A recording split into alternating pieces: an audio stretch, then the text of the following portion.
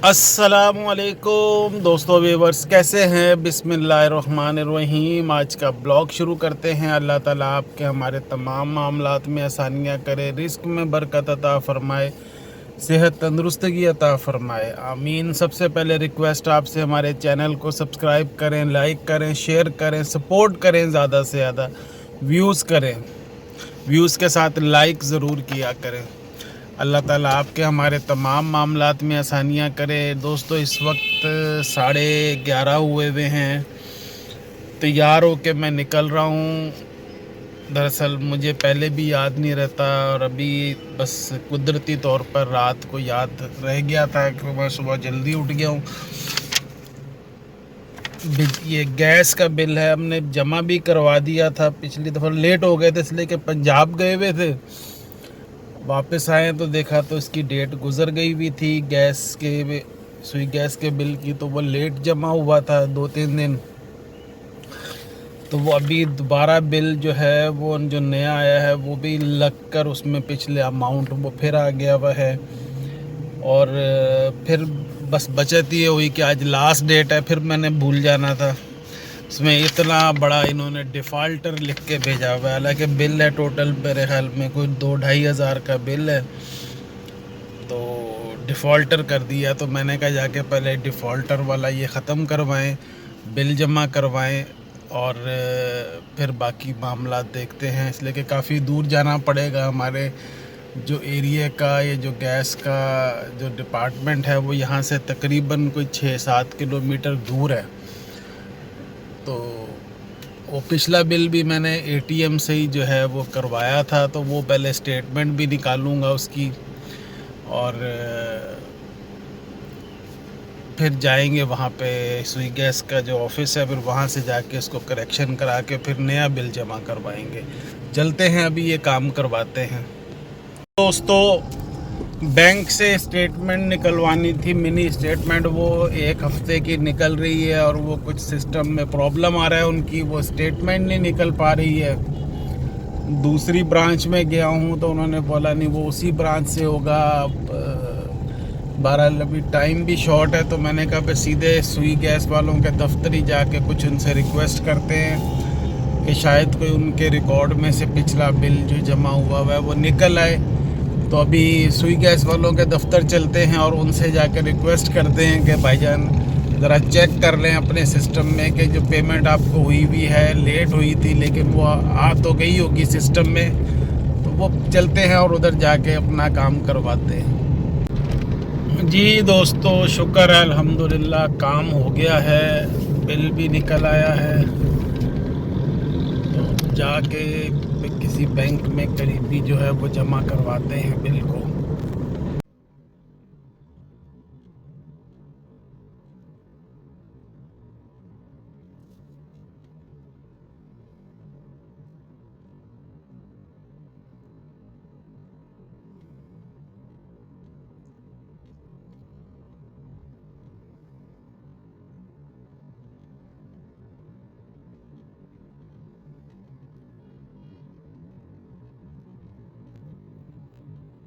आपको पल पल का साथ साथ रिपोर्ट भी देनी पड़ती है। बिल सही करवाया, बैंक गया हूँ, टोकन लिया, काफ़ी देर खड़े भी रहे उनके पास। जब उनके पास पहुँचे हैं तो उन्होंने जब सिस्टम में वो डालने की कोशिश की है तो कहते हैं आपका तो बिल इतना है, इतना है। मैंने कहा मैं अभी करेक्शन करा के सब कुछ लेकर आया हूँ। कहते नहीं हमारे पास अपडेट नहीं हुआ सिस्टम में अभी तक।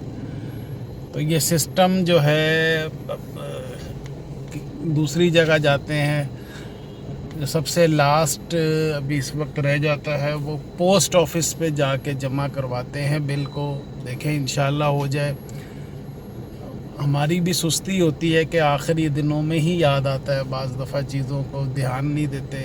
हमारी भी गलती है कि कुछ पहले सारे मामलात कर लेने चाहिए। आज लास्ट डे है तो फिर ये मामला अगले बिल पे फिर लग जाएगा तो वो मसला फिर अच्छा नहीं रहता। तो अभी जाके पोस्ट ऑफिस जाते हैं और करते हैं। सिस्टम अभी तक उन्होंने कर दिया है, बिल भी निकाल दिया, लेकिन जो जारी बात है बैंकों में अब ऑनलाइन सिस्टम है सारा, तो वो सिस्टम अभी तक अपडेट नहीं हुआ। दोस्तों जितनी जल्दी होती है टाइम तो खैर गलती हमारी है कि हमने इतना टाइम लेट कर देते हैं, लेकिन इस वक्त पिछले 15 मिनट से इस सिग्नल बंद हुआ है और सारी ट्रैफिक जो है वो कहते हैं ना कि गुंजल बन गया है। हर बंदा पहले निकलने के उसकी वजह से सारी ट्रैफिक जो है वो डिस्टर्ब हो गई हुई है।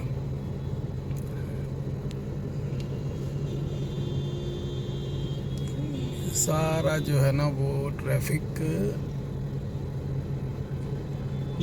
रुकी हुई है सारी।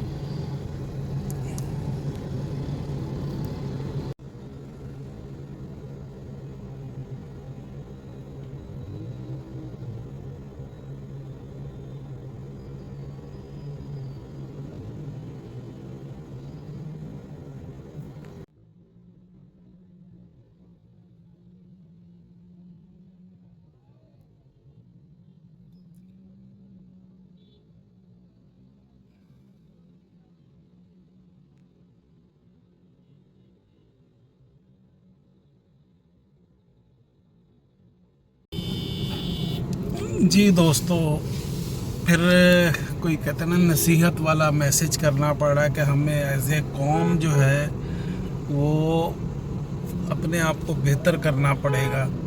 अभी यहाँ पे सिग्नल नहीं चल रहा, आधा घंटा हो गया इधर फंसे हुए हैं। कुछ लोग आ जाते हैं जिस तरह दुकानदार हैं वो आके ट्रैफिक को कंट्रोल करने के लिए या वो कोशिश भी करते हैं, लेकिन उनकी कोई सुनता ही नहीं है।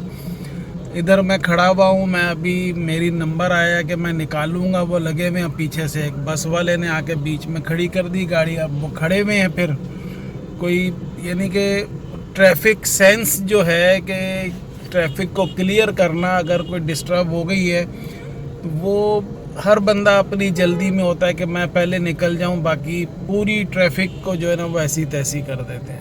मैं थोड़ा सा मैं आगे आया था कि कुछ ट्रैफिक हुई है, लेकिन फिर ये वैगन्स और बस वालों ने इनको जल्दी है। हालांकि स्कूल के बच्चे बैठे हुए हैं, मुझे ये भी तकलीफ़ होती है कि स्कूल के बच्चों को भी ये रॉन्ग साइड लेके जाते हैं और उनकी जो ट्रेनिंग हो रही होती है वो किस तरह से कर रहे होते हैं कि फास्ट तेज़ चलानी, फिर रॉन्ग साइड चले जाना, और ये सारी चीज़ें जो हैं ये स्कूल के छोटे छोटे बच्चे जब वो देखते हैं तो फिर उन्होंने भी इसी तरह ही आगे चलना है।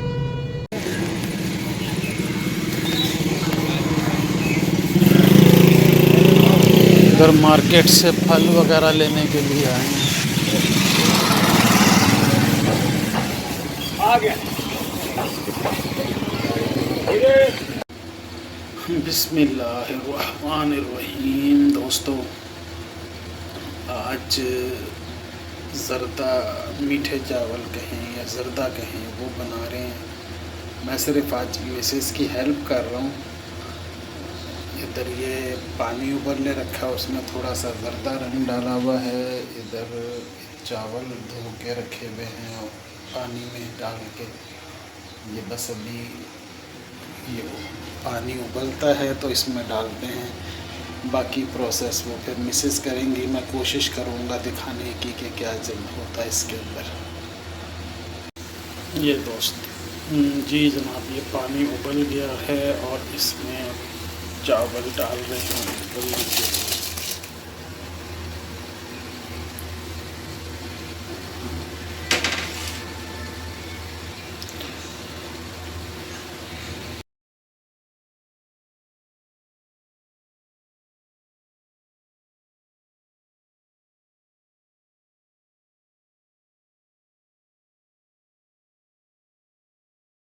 जी दोस्तों, अल्हम्दुलिल्लाह बहुत मज़ेदार, खुशबूदार, मज़ेदार तो मैं भी नहीं कह सकता हूँ क्योंकि रोज़ा है, लेकिन खुशबू जो है इसकी और कलर बेहतरीन आया है। तैयार हो गया अभी थोड़ी देर में। ये बाहर जो अपने भाई हैं रोज़ेदार उनको देंगे रोज़ा इफ्तारी के लिए। दोस्तों, इसमें आज थोड़ा सा मैंने वो किया, कीनू के जो छिलके होते हैं ना उनको बारीक बारीक काट के वो ज़र्दे में बड़ा मज़ा देते हैं। ये आपको नज़र आ रहा होगा, ये मैंने डाले हैं और इसकी खुशबू ही कुछ अलग से मज़ा आ रहा है यहाँ पे। ये मैंने कहीं पे देखा था पंजाब में, जो ये खाना बनाते हैं ना शादियों ब्याहों पे, या वैसे तो वो जर्दे में ये डाल रहे थे, तो ये मैंने कहा आज ये डालते हैं, और बड़ा मज़ेदार खुशबू इसकी आ रही है। अस्सलामुअलैकुम दोस्तों, कैसे हैं दोस्तों। शाम को बस अफ्तारी के बाद चाय पी है,